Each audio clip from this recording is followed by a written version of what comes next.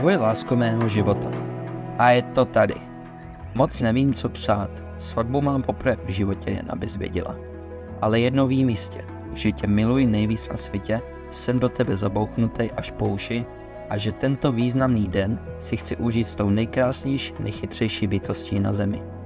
Chtěl bych ti strašně poděkovat za každý den.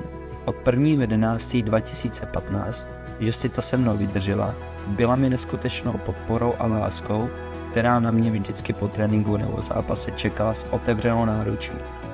Od dnešního dne budeš paní Janošková, takže se připrav, že každý den ti budu oporou, skvělým manželem, nejlepším kámošem a komediantem.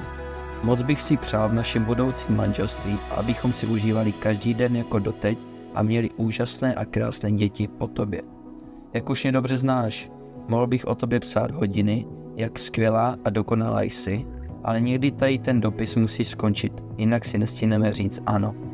Tak pojďme do toho práštit, lásko moje, a ustartovat naše věčné dobrodružství. Čekám na tebe u oltáře. Miluji tě, jak jen to jde. Tvůj Domísek. Miláčku můj, tak je to tady, náš den. Sice jsem si na tenhle dopis našel čas až den před svatbou, ale vím přesně, co ti chci napsat.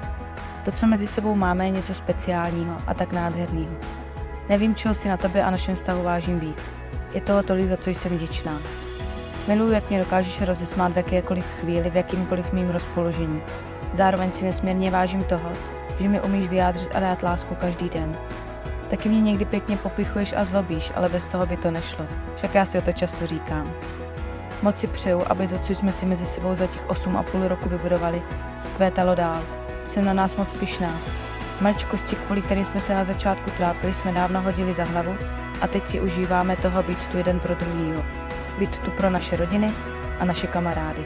Tolerovat se, chránit se, starat se o sebe. Tak moc se těším, až si řekneme ano, dáme první novou manželskou pusu a protančíme střevíce. Oslavíme naši lásku a budeme se milovat až do konce života. Miluju tě. A už si pojď užít dnešek tak nejlíp, jak to my dva umíme.